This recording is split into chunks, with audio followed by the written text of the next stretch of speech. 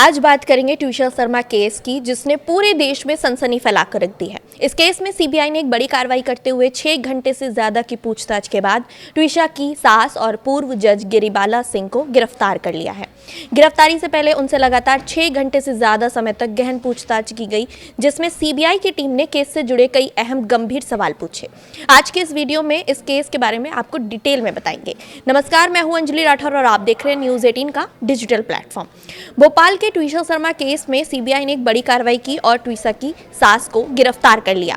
बताया जा रहा है कि पूछताछ के दौरान कई बार उन्होंने अपने खराब स्वास्थ्य होने का हवाला दिया। इस दौरान गिरिबाला सिंह के वकील ने डॉक्टरों के पर्चे भी पेश किए, लेकिन जांच एजेंसियों ने सभी पहलुओं पर सख्ती से पूछताछ जारी रखी। गिरफ्तारी से पहले कार्रवाई काफी हाई प्रोफाइल रही। सुबह करीब 10:30 बजे सीबीआई की टीम भारी पुलिस बल के साथ उनके घर पर पहुंचती है। वहीं पूछताछ शुरू की गई। इस दौरान घर के बाहर सुरक्षा के कड़े इंतजाम किए गए थे और अंदर सीबीआई के साथ साथ एसआईटी और तकनीकी टीम की भी मौजूदगी रही। जांच के दौरान उनके बेटे समर्थ सिंह को भी मौके पर लाया गया और दोनों को आमने सामने बैठाकर पूछताछ की गई, जिससे मामले की कड़ियां जोड़ने की कोशिश की गई। सूत्रों की मानी जाए तो ये पूछताछ बेहद अहम मानी जा रही थी, क्योंकि इसमें केस से जुड़े कई तकनीकी और सिचुएशनल सबूतों पर सवाल किए गए। जैसे जो सीसीटीवी फुटेज और जो पुलिस की डायरी है उसमें अलग अलग समय की मौजूदगी दर्ज की गई है, तो उस पर सवाल किया गया। सीबीआई ने उन सभी बिंदुओं का ध्यान केंद्रित किया जिसमें ट्विशा की मौत की टाइमिंग और घटनाक्रम के सामने आए विरोधाभास को बताया गया है।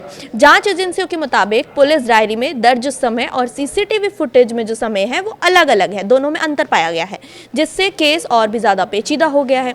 इस पूरे मामले ने एक बड़ा मोड़ तब आता है जब एमपी हाई कोर्ट ने देर रात गिरिबाला सिंह की अग्रिम जमानत याचिका को खारिज कर दिया। इसके तुरंत बाद सीबीआई ने तेजी दिखाते हुए सुबह ही उनके घर पर छापेमारी शुरू की और वहां पर पहुंचकर कार्रवाई शुरू कर दी। पूछताछ के बाद उन्हें गिरफ्तार कर लिया गया और अब उनकी मेडिकल जांच के बाद उन्हें कोर्ट में पेश किया जाएगा।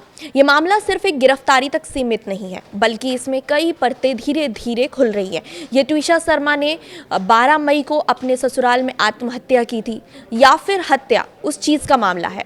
इस पर सवाल शुरू से ही खड़े हो रहे हैं। 13 मई को परिजनों ने इसे हत्या बताते हुए गंभीर आरोप लगाए, जिसके बाद लगातार विरोध और जांच की मांग तेज हो गई। इसके बाद मामला कोर्ट तक पहुंचा, जहां दोबारा पोस्टमार्टम के आदेश दिए गए। दिल्ली एम्स की टीम ने शव का पोस्टमार्टम किया और रिपोर्ट के बाद जांच को और ज्यादा गति मिल गई। इस बीच सुप्रीम कोर्ट ने भी इस केस पर संज्ञान लिया, जिससे ये मामला और ज्यादा गंभीर हो गया। अंत में सरकार ने सीबीआई जांच की सिफारिश की और जांच का जिम्मा सीबीआई को सौंप दिया गया। जांच के दौरान ये भी सामने आया कि इस केस में कई अहम बयान और परिस्थितियों को लगातार बदला गया है। यहाँ तक कि ट्विशा के जो पति हैं समर्थ सिंह ने भी बाद में सरेंडर कर दिया था, जिससे मामला और ज्यादा उलझ गया है। सीबीआई सभी बयानों, तकनीकी सबूतों और फॉरेंसिक रिपोर्ट को एक साथ जोड़कर सच्चाई तक पहुंचने की कोशिश कर रही है। फिलहाल गिरिबाला सिंह की गिरफ्तारी के बाद ये मामला एक नए मोड़ पर पहुंच गया है। कोर्ट की पेशी के बाद गिरिबाला सिंह को सीबीआई रिमांड पर भी ले सकती है। सबकी नजर अब कोर्ट की अगली कार्रवाई और सीबीआई की आगे की जांच पर टिकी हुई है। क्या ये मामला हत्या का साबित होगा या फिर इसमें कोई और सच्चाई सामने आएगी? इसका जवाब आने वाले दिनों में ही मिल पाएगा, लेकिन इतना तय है कि ट्विशा शर्मा केस अब देश के सबसे चर्चित और संवेदनशील मामलों में से एक बन चुका है। फिलहाल इस रिपोर्ट में इतना ही। नमस्कार।